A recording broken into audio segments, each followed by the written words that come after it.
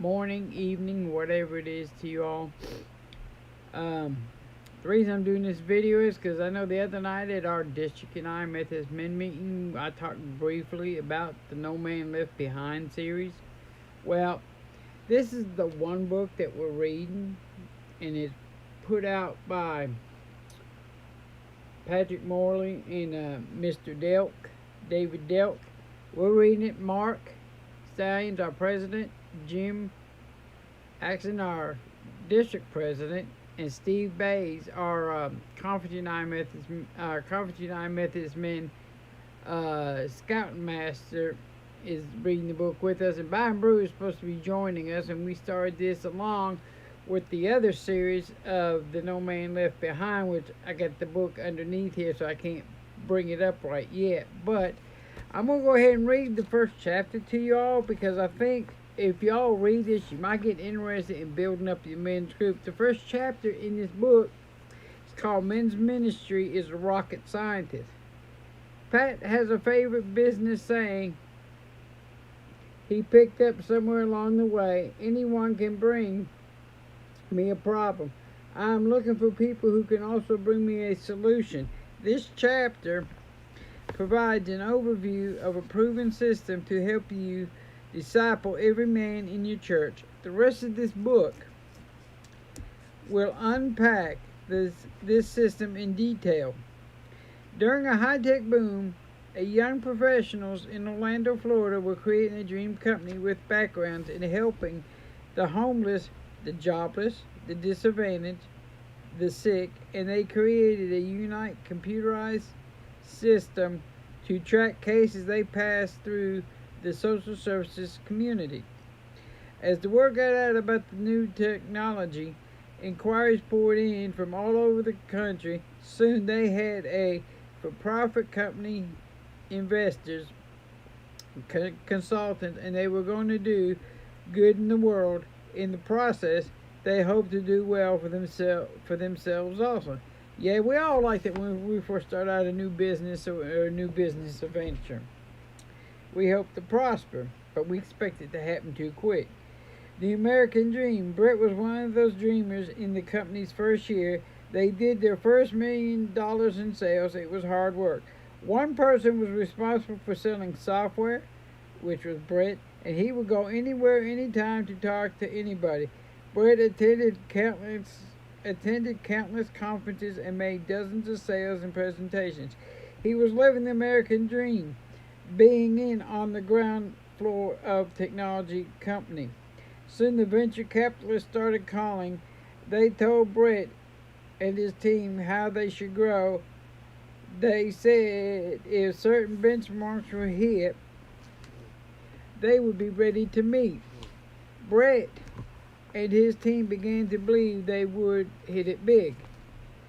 Following the venture capitalist advice, Brett hired a national sales force. Soon 6 people scattered across the country were looking for potential customers.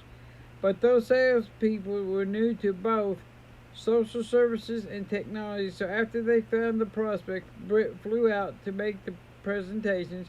Instead of one person scheduling trips for him, Brett now had 6 people scheduling each trip. So yeah, he was getting busy. And don't that sound like to you when you start something new, you get excited, and you put all your energy, you put all your effort into it, and you begin to neglect other things? That's what I see happening here, and this is what's happening here. And this is where the bubble busts. Then the stock market started to go south. Suddenly, the venture capitalists who had been breathlessly waiting for the company to grow stopped returning phone calls. Even as Brett and his team met potential investors' benchmarks. When the going gets tough, the tough get going. Brett had heard this all his life. So he worked even harder, and even without the capital from those investors, he was determined to make the company a success through sheer will. So one afternoon, Brett got an excited call from his representative in Texas. He asked Brett to come the next day to meet with a large government prospect. A little worried, Brett called his wife, Kimberly, to break the news. He told her he had to go on another trip on another short notice. Kimberly's response caught him off guard. "That's okay," she said. "It's easier when you're not here." I mean, we all heard that before. Haven't you all heard that before when somebody in your family has said that? Brett tried to laugh it off. "Easier when I'm not there? Huh!" And he and his wife had two small children. They were active in their church and owned a home. What she was talking about, what was she talking about? So when Brett got home, he asked, "I mean, it's easier when you're not here," she repeated. "You're trying to build a company. I understand. But it's not easy for me either. You call at 5:30, say you're finishing up, and you'll be home in 30 minutes. Then you walk in the door at 8 o'clock at night. I try to keep the dinner warm, but it's ruined. I'm the one who has to answer the kids when they ask, 'Where's Daddy?' Or 'Why is Daddy always so grumpy?' Why, when you are here, you're tired and that you pretty much ignore us. So go on your trip. We will be fine, really. It's just easier when you're not here." Brett was in trouble. Worst of all, he really didn't know how it happened. He told himself he was doing it all for his family and that he would buy a nice house in a good neighborhood for his wife, send his kids to good schools, give money to charity. But somewhere along the line, he had lost his way. He realized it really wasn't about his family, it was about Brett. Ironically, he was losing himself in the company, and he and his wife were busy at church, where they led worship for several hundred grade school children in multiple services every weekend. How did that happen? Brett grew up in the church. Now he was a leader in his present church, and yet his wife and family preferred for him to be gone. It was easier. He had become a distraction in their life. Why was Brett being left behind? Why hadn't he connected with the church in a way that helped him become a passionate disciple of Jesus Christ?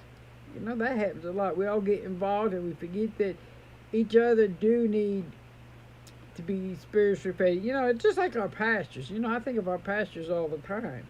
Our pastors become like this. They get burnt out and they start giving up because they're always doing this, doing that, running, you know, and they don't get time with their families, even their wives.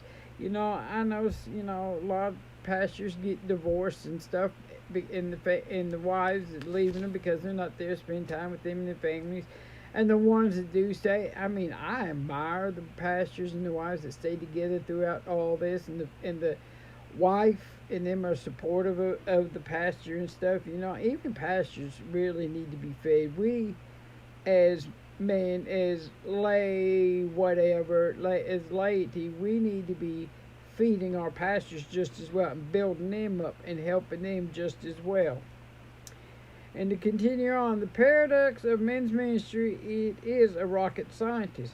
Men's ministry, how hard can that really be? Yeah, we think, oh, it's not going to be, oh, yeah, we can get them come in, we can get them do this, they're in church. And that.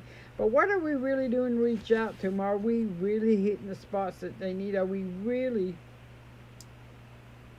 doing the things they like and getting that relationship going? And not just doing a Bible study every week. I mean, if you listen to Pat Morley in his Men Reaching Men, how one cup of coffee can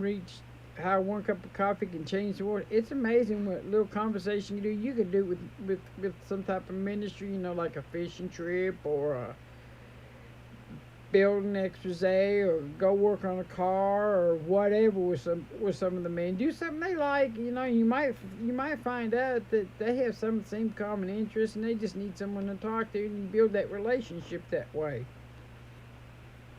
So just think about it. Think about, you know, you've got men, you've got a church, add a testimony. You know, pancakes is always good. We know First United Methodist in Frankfort, they love pancake breakfasts.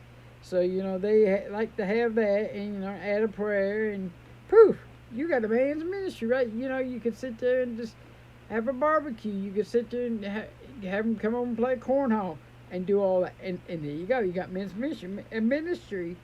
You know, not even just for men. A women's ministry could be the quilting, but you know, even then you can get men in the quilting. You can get men and women together doing stuff, but we're mainly focused on men's ministry, so we gotta think of what do men like to do. There are some men that like to cook, and some men that like to teach cooking. It could teach some of us how to cook and be better cooks and stuff.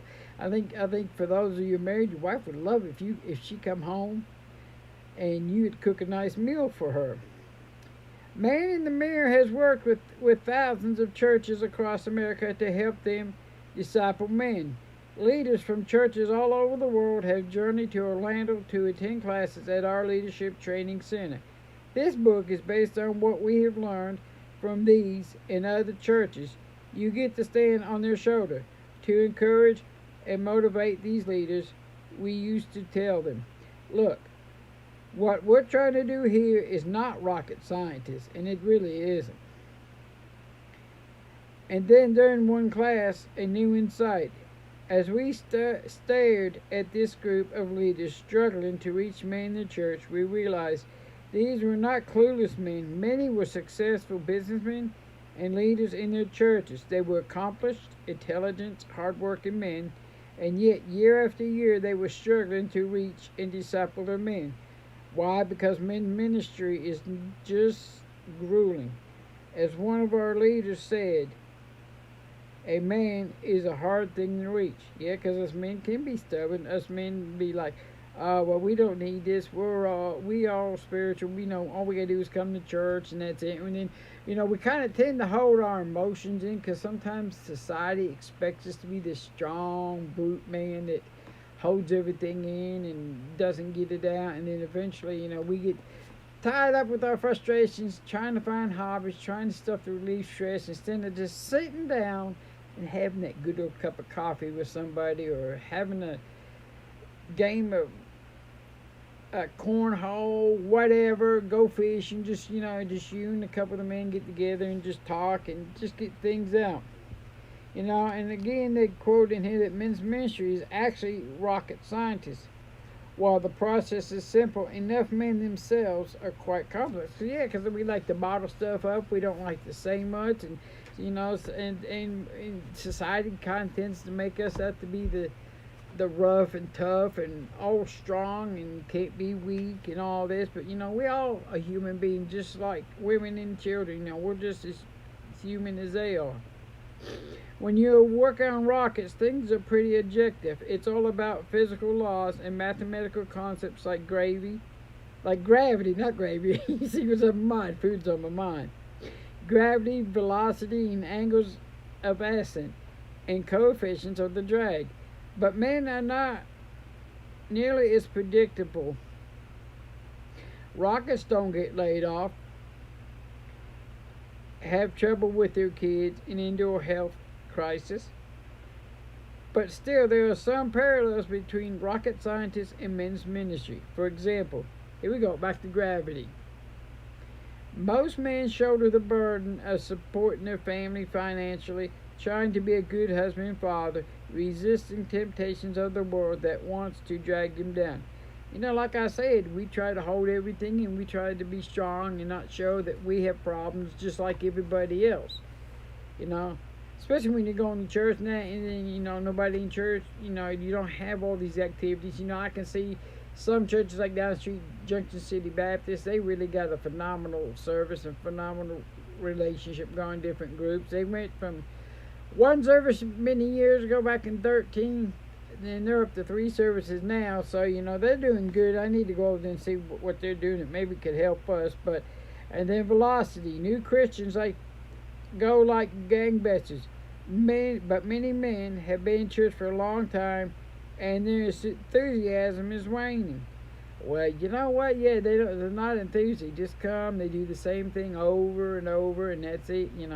Come to church, come to Sunday school. Yeah, I'm going home, and that's all they do. You got some men that get enthused and get into it, and then they do good, but some that just don't anymore.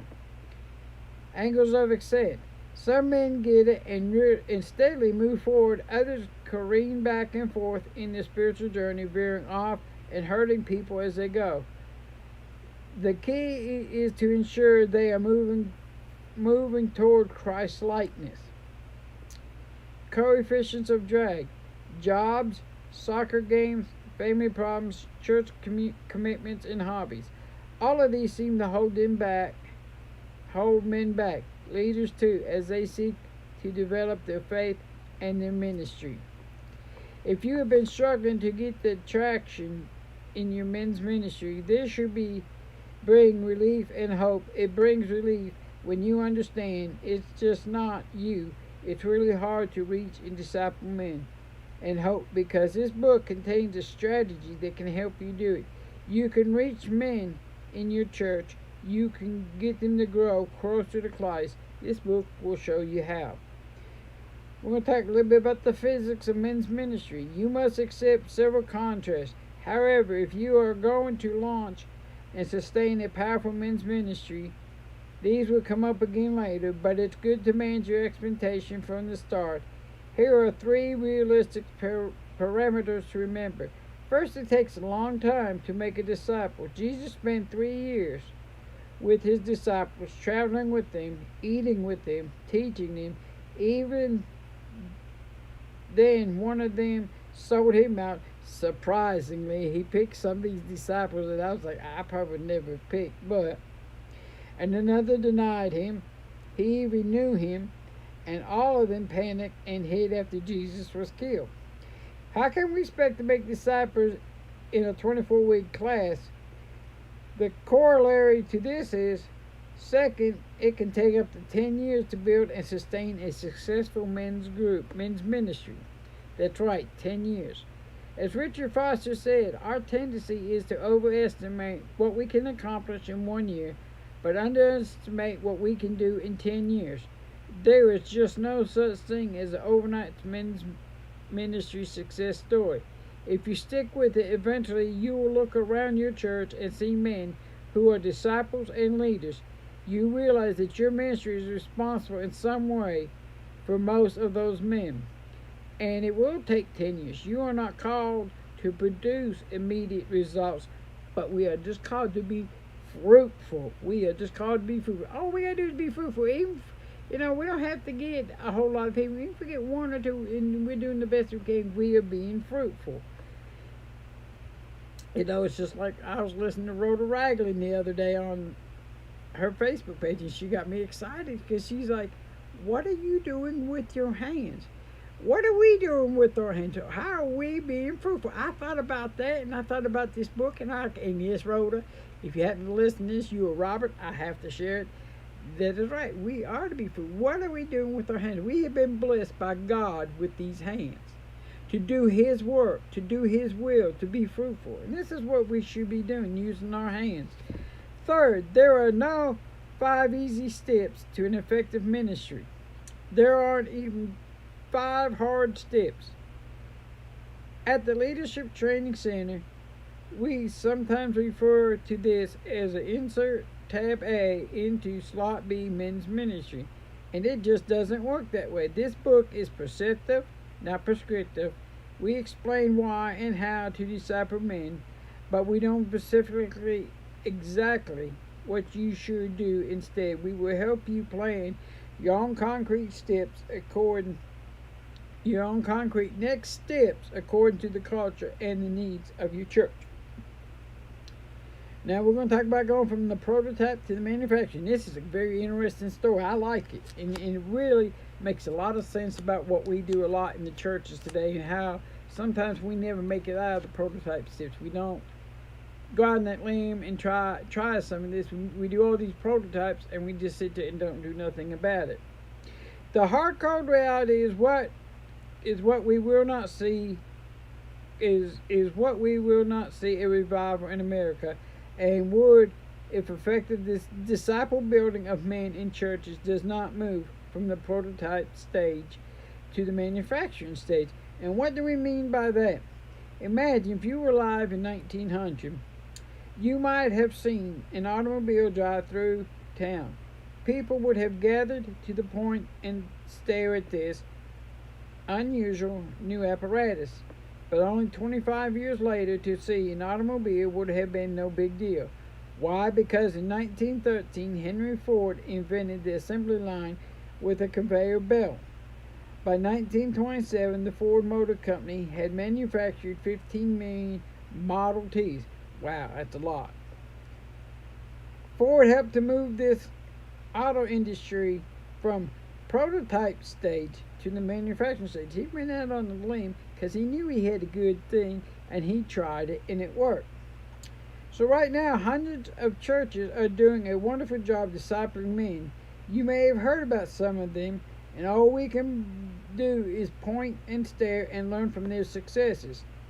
But there are over about 350,000 churches in America. Our passion is to see a dynamic disciple-making ministry to men in hundreds of thousands of churches. Discipling men needs to move from an unusual activity in a few churches to a common characteristic in the life of most churches. And now the big idea is that the discipleship system of your church is perfectly designed to produce the kind of men you have sitting in the pews.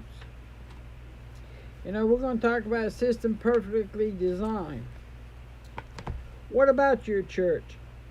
In businesses, we have an axiom. Your system is perfectly designed to produce the results you are getting. Imagine a factory where the front right fender falls off every third car that rolls off the assembly line. Manufacturing systems of the factory is perfectly designed to produce cars that have 1 in 3 chance of a fender falling off. I wouldn't want a car that my fender fell off and knowing that that's where that car come from. This applies to more manufacturing process. The same can be said of the ministry systems or models. In other words, the discipleship system of your church is perfectly designed to produce the kind of men you have sitting in the pews or not sitting in pews, as the case may be. That is why at Man in the Mirror, we are focusing on helping churches by equipping and training leaders, and that's why we wrote this book. We will present you with a system designed to sustain an effective disciple-making ministry to men in your church. This model has been proven at local churches. It's a system that works and designed to create passionate disciples. I'll try to show you this graph down here. I'm going to try to get close enough. As you can see down here at the bottom is the foundation, the conveyor belt, just like Henry Ford developed for his cars. And then it's talking about how you bring a man who needs Christ in. And it goes around, but right here on these little cogs, you've got the vision, which would be right here. Create at the top, you capture them, and you sustain. And part of your foundations is the portal priority, which we're going to be discussing later, the man code, and the 3 strands of leadership that builds our foundation. And when you do man and all-inclusive ministry to man, and you notice it starts out small, the man's getting bigger and bigger, and finally, guess what you're getting? You got the bricks of disciples starting to build up. We're starting to get disciples made. This model demonstrates how to build a people mover or conveyor belt to disciple men within your church. Just like a moving sidewalk at an airport or an assembly line at Henry Ford's factory, this process helps men get from where they are to where God wants them to be. And that's a good thing. We all got to move someplace, and this helps us to get to where God wants us to be, where we need to follow Him. The remainder of this chapter presents an overview of the components of the model as well as a preview of what is to come in the rest of the book. We will take a helicopter view and fly over the majority concepts and insights.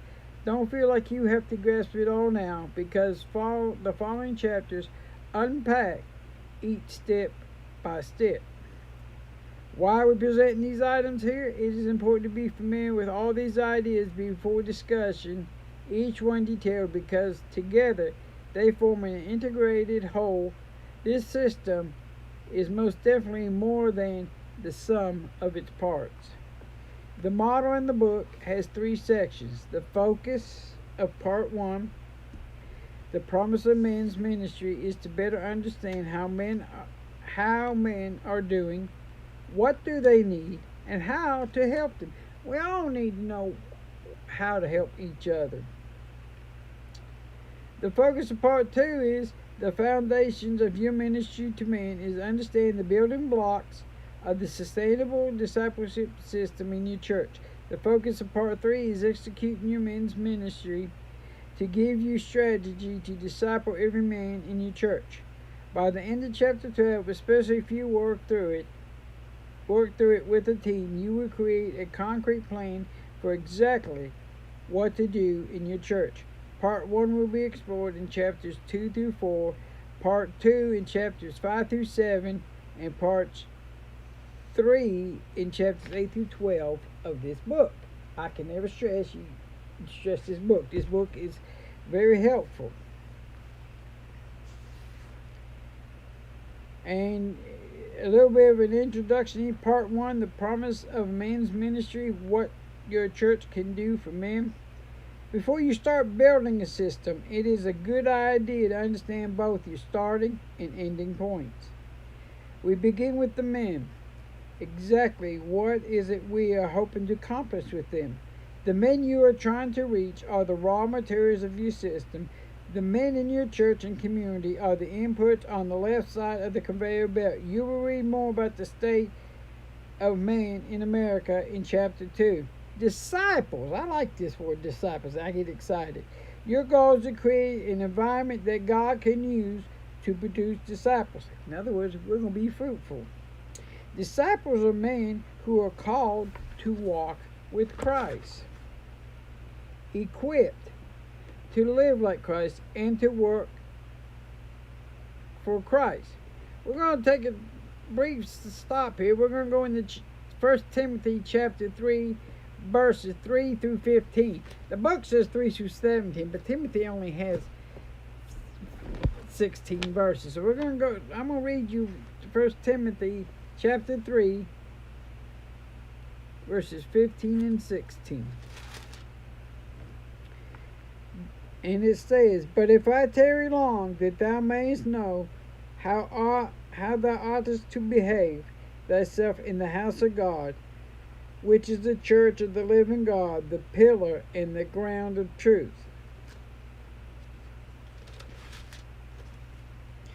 And without the controversy is great, is the mysterious mystery of godliness. God was manifest in the flesh, justified in the spirit, seen in the angels, preached unto the Gentiles, and believed in on the world, received up into glory. Very awesome, very awesome. See, this is talking about here the pillars and the foundation and building up. You know, just like we're here talking about building up, starting from small and working up, the same thing here. And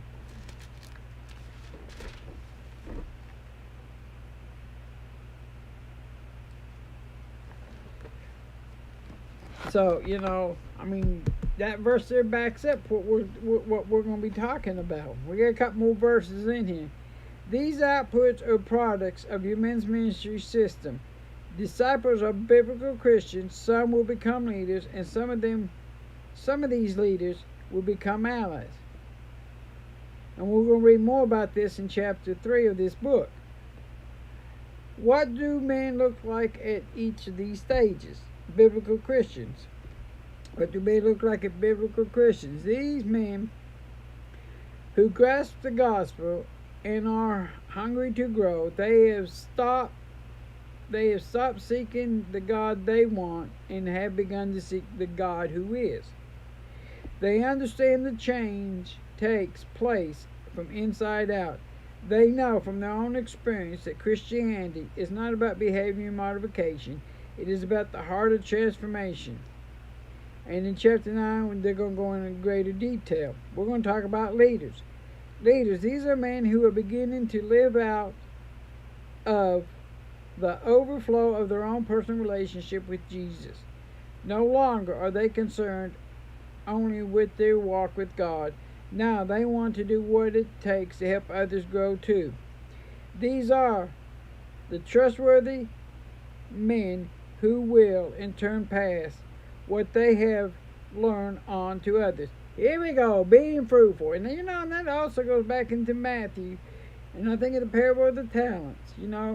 When the master gave one of his servants 5 talents, the other three, and the other one. Look what the first two did. They took what they had, they took their hands, they were fruitful, they multiplied. Just think about what we're doing with other men. We are going to be fruitful. We are going to multiply. Just like it's in Genesis, God said in Genesis, be fruitful and multiply. We can never, ever go wrong by not using our hand and being fruitful and multiply, because God will equip us. That's why we do this together. We work as a team. We work within our churches as a team. We are going to rock this world.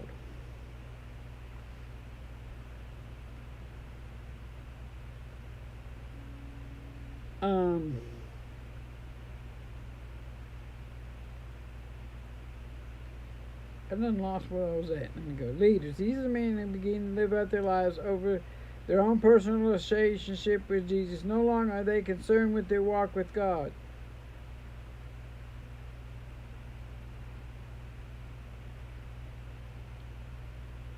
I got to interrupt you. Now it's hard to get back to where I actually was.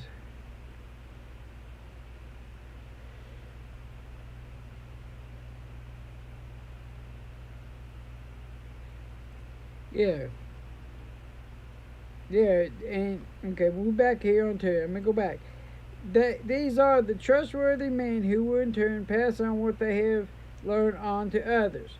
Now, as I got excited for a minute, and I'm sorry. We're going to look at Timothy, 2 Timothy chapter 2, verse 2. 2 Timothy chapter 2, verse 2. In case you want to go ahead and read that. Let me find it. I got it marked. But yeah, I got excited for a minute. I get excited when I get talking about being fruitful and multiply. I can't help that. 2 Timothy chapter 2, verse 2 says, "And the things that thou hast heard of me among many witnesses, the same commit thou to faithful men, who shall be able to teach to others also." Disciple making, what they learn, they commit. They pass it on. They're fruitful. They multiply. They use their hands.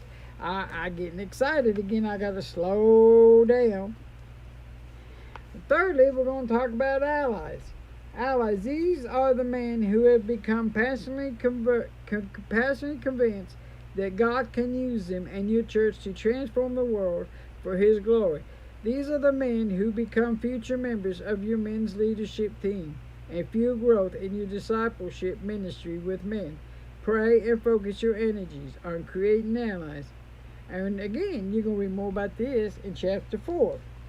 Here we go, part 2 of the foundations of your ministry to men. 3 components provide a solid base which to build your men's ministry. The portal priority, your philosophy of ministry, a man code, the environment that you create for men, and 3 strands of leadership. The portal priority, churches that reach men effectively make disciples their portal priority. And they give us a scripture, Matthew chapter 28, verse 19. And we're going to read that one too, because I feel that this is just an important scripture too. Matthew 28, verse 19. I've already got it looked up, so if you ain't got there, I'm trying to truck on. And it says, "Go ye therefore and teach all nations, baptizing them in the name of the Father and of the Son and of the Holy Ghost." You see, that we are commanded to go forth and teach. We are to go forth and make disciples. However you look at it, teach, whatever, educate people on Christianity. By this we mean that all other initiatives of the church serve a purpose of the discipleship. You cannot produce worshipers by begging men to worship. You cannot produce tithers by guilting them to give. You cannot create evangelists simply by training men to share. Men will not worship a God they do not know and revere. They won't give to a God they don't love. They won't share about a God they aren't passionate about. Oh, ain't passionate about. Gotta love that before you do share about it. Jesus' model is to produce disciples who worship, disciples who tithe, and disciples who are passionate to share the good news about what He has done for them. We discussed the portal priority in chapter 5. Oh, we could talk about the man code. Churches that effectively disciple men have a strong masculine atmosphere. They create an unwritten man code that defines what it means to be a man in their church. New men soak it in from the atmosphere. To be a man here is to be an important and valuable and also play a part in what God is doing to transform the world. Sometimes the incredible adventure of following Christ is buried beneath the boring bulletin announcements. Make your church a place where men can be men, and you read more about the man code in chapter 5. So yeah, we're going to talk about this, how to make our church more acceptable to men. And we're going to briefly talk about the 3 strands of leadership. To disciple all men of your church and community, your conveyor belt will need to be a strong foundation leadership. Be a strong foundation leadership. Successful discipleship ministries for men who have the active involvement of the senior pastor, a committed leader, and an effective and renewed leadership team. 3 strands of leadership, like a cord of 3 strands in Ecclesiastes 4:12, and I didn't see this. I'm going to have to go look this up in a second. Let's go look this up right now. Ecclesiastes chapter 4, verse 12. I missed that one. Sorry, folks. Let me see if I can find Ecclesiastes.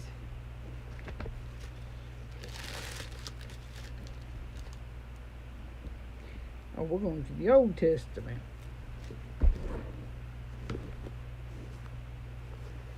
What did I say that was? Ecclesiastes chapter 4, verse 12. You're going to probably get ahead of me.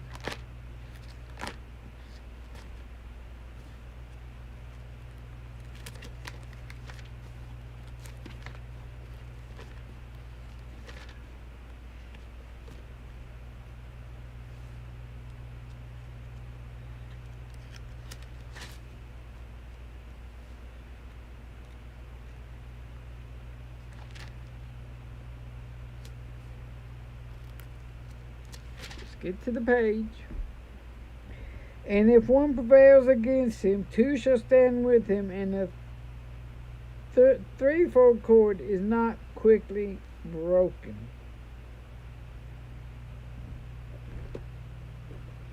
So again, if one prevail against him, 2 shall withstand him, and a threefold cord is not quickly broken.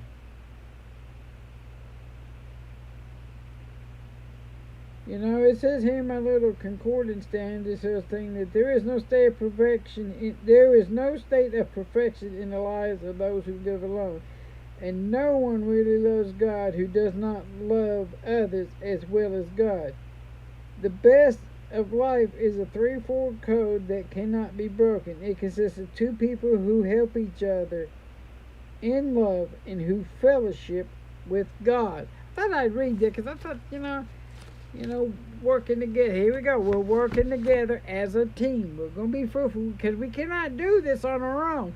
And that's the thing I'm getting into this book. I'm even really realizing there's a lot of things I've put up with. There's a lot of stuff I've kept in my struggles and not sharing and stuff. And, I'm probably going to be more of a sharer now that I've read this.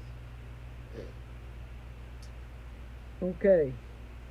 Above the foundation, the process. On top of the foundation, we will help you build a conveyor belt, the process of your men's ministry. They talk about wide to deep. Churches that reach men build a system that move men along the wide and deep continuum. A goal of your church's ministry with men is to take men who don't know Christ, interested in opportunities on the wide side, and move them along to become passionate disciples, invested in ministry on the deep side. Each activity or program in your church will appeal to men who are at different points in the continuum. One role of leadership is to make sure all of your leaders are on the same page and that you have an entire continuum covered to help disciple every man. All-inclusive process is develop an all-inclusive mindset by recognizing that everything in your church, everything in your church does that touches men and is men's ministry. In other words, the size of your men's ministry is equal to the size of the number of men in your church.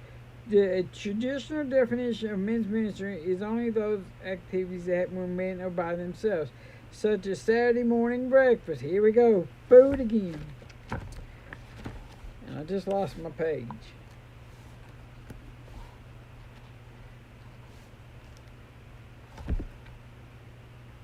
An all-inclusive ministry disciples men right where they are. Matter of fact, just basically right where they're at in their life. An all-inclusive gets them right there. God will speak to us when He needs us, when He needs to, and we're not going to be perfect, but there are times that God gets us right where we're having problems or where we're hurting and stuff. He'll send somebody or say something or have something come right to us and be like, oh, and then helps us from there and we get back on track and get going. Maximizing the kingdom impact of every interaction with every man. You have a men's ministry with every man in your church. The only question is it effective or is it ineffective? The wide to deep continuum and the old inclusive ministry are both detailed in chapter 7. Now as we look by at at part 3 here, you remember that little cog that I was showing you on the model back there of the conveyor? Well, here it is again. To create, capture, sustain, and visions in the middle. You got to maintain focus on that vision that while you're creating, maintain vision while you're capturing. If you're capturing, is your vision still being maintained? And are you still sustaining that vision? Is your men growing? Are you getting, is it working right? Do you need to go back and restart and revitalize? I mean, some things may work in one church, it's not going to work in another church, and that's why each church is going to be set to do different things as part of the ministry. So once the conveyor belt is built, you'll need an engine to start it in motion. You'll build and execute your plans with the vision, create, capture, sustain strategy. Implementing this strategy helps you move men step by step along the continuum to become mature disciples. Here is a brief introduction to each element. They are described in detail in chapters 8 through 11, respectively. Vision. The church that produces disciples clearly defines and communicates their own vision in ways that resonates with men. Use a name, slogan, and or phrase that connects with men at a gut level. In every interaction you have with men, explain clearly, passionately how this event or activity helps fulfill your purpose and brings glory to God. Create a momentum with men by creating a value. Get a man started in discipleship by helping him take a new step spiritually. Invite him to breakfast, to church, or to a special men's activity. If he says yes, it is because you have given him something he believes will be valuable. Capture momentum by giving every man a right next step. At the time you create momentum, use short-term, low-threshold activities that makes it easy for men to keep moving forward. For example, offer a 6 week topical study on a common felt need, such as money or work. Make sure you capture momentum by asking men for a commitment at the time they feel most valuable or most valuable. Sustain. Sustain momentum by engaging men in the most effective long-term discipleship processes of your church. As quickly as possible, help men enter into meaningful relationships with other men. Most lasting change takes place in the context of relationships. Sustain change by focusing on the heart rather than allowing men to simply be nice and perform. Repeat this cycle over and over through your interactions with men and see how God uses it to help men become passionate disciples. Building your plan. The system will work differently in every church. In chapter 12, we walk through the entire model again, step by step. We give you 2 sets of exercises, one to work through in the next 3 months and the other in the next year. This will give you a chance to build a concrete plan that fits your church. What's the result of implementing this system in the local church? You be a part of the dynamic church filled with passionate men who live and love like Christ. We have seen this in hundreds of churches across America. Why is this so important? Many leaders we talk to have expressed astonishment over the statistic from Barna Research that only 4% of Americans and 9% of born-again Christians hold a biblical worldview. Given the vast amount of money spent by the church each year, approximately $31 billion in 2001, churches representing 49.4 million, one is tempted to ask, what has the church been making? Because it sure doesn't seem like it has been making disciples. The consequences are staggering. A whopping 40% of the baby buster generation were raised by divorced and separated parents. Now, the sins of the fathers are being visited on the next generation. Tonight, as I'm speaking, or as this book was written, 33% of America's 72 million children will go to bed in a home without a biological father, and I'm supposed that's higher by now because this was back in 2001 according to this. And 66% of them are not expected to live with both biological parents through the age of 18. We are now bearing the full brunt of our failure to disciple men. The story we are told at the beginning of this chapter is not an illustration. It is a true account of one of the authors, Brent Clemmer.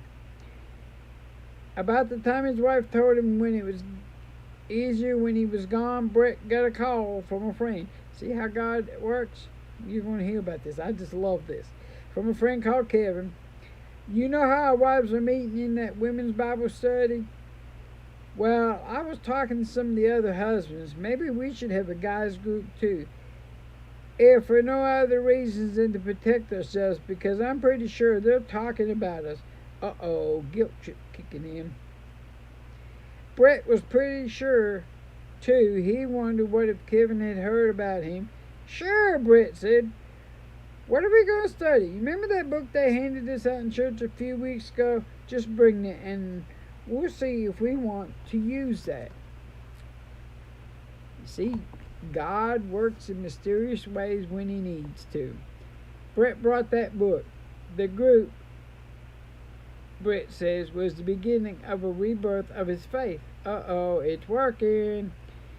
That book was called The Man in the Mirror, which is the next book I'm actually going to read. I've got the book. It's a little bit small paperback book than this book, but I'm going to read it to y'all because I know a lot of people haven't read it, and maybe we'll learn something together as we do it. And I'm going to do it online, and I'll probably do it the way I'm doing it, where I'm zooming the two, streaming to both pages at the same time. We decided to study, and it saved my marriage, my family, and in many ways my life. The book spoke directly to what I was going through. The whole concept of a cultural Christianity seemed like it was taken right from my experience. Brett adds, the most important part of their study was a half a dozen guys he met, all of us struggling to be good fathers, good husbands, and good work, and all working too hard, trying to find balance. It gave me brothers. And together we journeyed towards Christ. See, they came together as one, and they got on that right track, and they started journeying towards Christ. Brett's software company eventually went out of business, but a funny thing happened as my dream of building a company died. Brett said, as my career crumbled, my relationship with my wife and my kids soared. And I found a new relationship with my brothers and with God. Why? Because someone chose to disciple me. Uh-oh. Hear that? Someone chose to disciple. Someone decided to reach out and help. You have men in your church like Brett. This book has been written to help you reach them and disciple them for their good and the glory of God. Always for the glory of God. I get excited when I hear when we're going to do it for the glory of God. Amen. It's just exciting me. And thanks for joining the adventure. Together we can ask God to help us make sure that no man is left behind. You know, it just thinks me of that story. I think it's in Matthew where Lazarus, I can't remember who it was. One went to heaven and the other dude went to hell. And they were trying, it was too late for them to reach down and get him out and give him the water he needed because he was thirsty. We want to be like that. We don't want to leave nobody behind. We want to keep reaching, keep grabbing, and keep bringing people towards Christ. And they brought up some points here. It says men's ministry actually is a rocket scientist, but it's harder. Yeah, it is, because some of us can be stubborn. And it takes a long time to make a disciple. It don't happen overnight because we got a lot of struggles and a lot of places to go. And yes, it can take up to 10 years to build a successful men's ministry. There is no such thing as 5 easy steps to an effective men's ministry. Discipling men needs to go from a prototype stage to the manufacturing stage. Your system for building disciples is perfectly designed to produce men who are sitting in your pews or not. The No Man Left Behind model will help you move men step by step toward becoming mature disciples. That's true. A few little questions I'm going to ask you from here. Men's ministry is actually rocket scientist. Do you agree or not? And why? Well,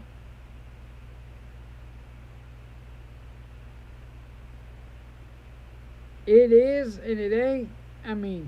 Yeah, it is rocket scientist. We know what to do. We just got to get out and do it. We just got to start putting our effort forward. Start using these hands, these blessed hands that God gave us, and be fruitful.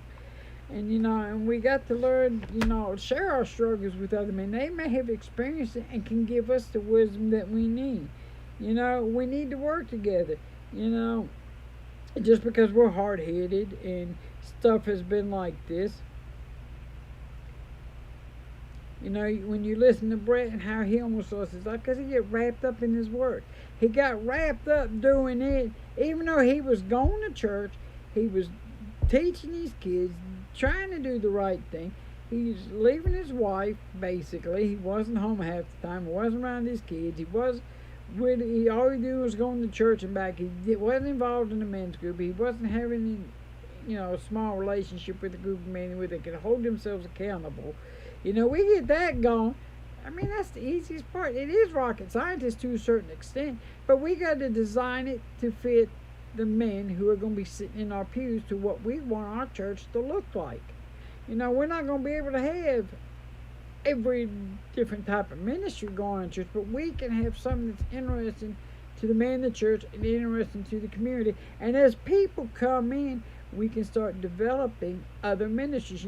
I think about Drew Oakley when he was up at Carrollton. And he told our district United Methodist men about how they started out with a few men, and then before you know it, they had over 90 to 100 people meeting. They had all these different groups, but they'd come together every once in a while and have a great big meeting all together. And it's just amazing. They even had the kids involved and everything. That was a great thing. Even when Bishop Davis was our bishop, and he came to Junction for our district United Methodist Men, I remember the story he told about his son and the United Methodist men. Took his son under his wing and helped groom him. They discipled him, just like in this book. Out of the blue, his son was getting discipled. He was having a hard time with them, but that United Methodist Men group took that little young man under his wings, and discipled him and made him into a fruitful disciple. And it just touches me. It touches my heart. The next question is, in a few sentences, how would you describe the system for reaching and discipling men in your church today? Well, like in my church, we really don't have any because there's only 3 or 4 of us, and it's kind of hard to do when they're older and their health is failing and stuff, and I'm the only one, and so I'm trying to build this up on my own, and it's going to be kind of hard, but I'm going to do it one way or the other. I mean, we have tried this in the past when Chad Brent was there. It worked for a while, but we went, everybody got tired of doing that same thing over and over. I mean, us few, we'd get together, we'd eat breakfast, we'd do a Bible study, talk, tell stories or whatever you want to call it, and then that would be it. We never really did anything else. So, I mean, we should be doing other activities besides coming together every week to eat and pray. I mean, yeah, that's important. We need to have prayer. We need to get together and do that. But we also need to be doing stuff, just helping other people. I'd say if we got out and did help other people, shared our skills and our talents, I think we would have done a lot better. That's my personal opinion, but, And then when we look back at this No Man Left Behind model that I showed you earlier, which concepts are you looking forward to learning about and why? Me, I want to learn all about them because there's not just one in particular I'm interested in. I think if I look at them all, I might be able to work them all in and to kind of do them all together. But I think, some churches may only have to do 1 or 2, but if I get my church going the way I want it to go and grow, and I know it's going to take time, I want to be able to have all of them going so people have that variety. That variety they can get in there, and they can choose where they want to be. What's best for them. It's like I'll say about Junction City Baptist and Pastor Joe Sargent. Even Joe himself was going the wrong way, and he was on deathbed, he was on drugs, he almost died, and then he had that big change. And now you look at him now, you would have never known that he was that bad off. Someone reached out to him, converted him, and look at him. He's a professor over at Campbellsville Unity. His church went from 1 service to 3 different services. That church has grown. They got more people there than I've seen. And I'm so excited when I pass by that church. I'm so glad I got to know him. But anyway, that's all I'm going to do for chapter 1 for now. Maybe, I think next week I will be live again and we're going to do chapter 2. I'm going to try to do a chapter a week to try to keep up.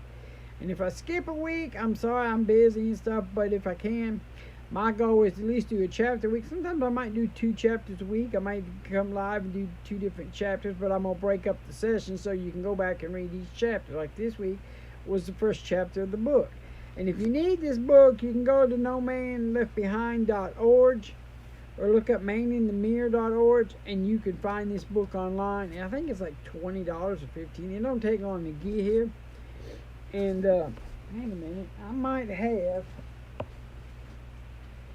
the other thing I wanted to show you. Yeah, I do. I got it here.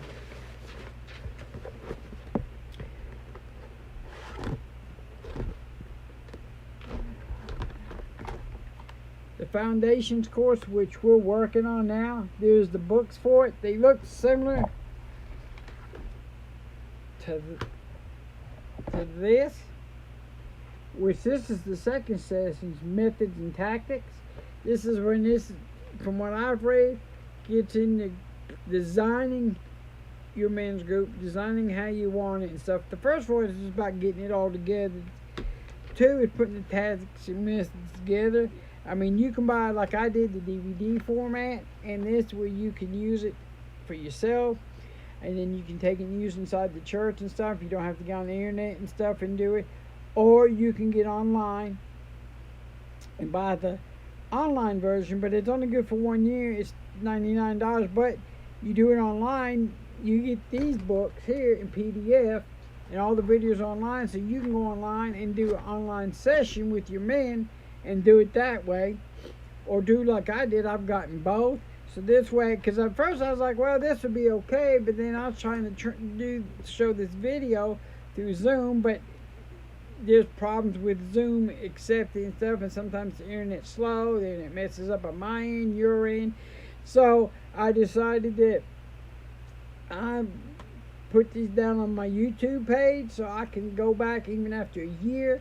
I can sit there and use the video, and then everybody comes into the internet, and it's much better, much smoother. At first it's a little rough, but you know, we'll get through it. It eventually works out. And we just got to bear with it, because you know the devil's going to throw objects at our way and stuff. And so, but anyway,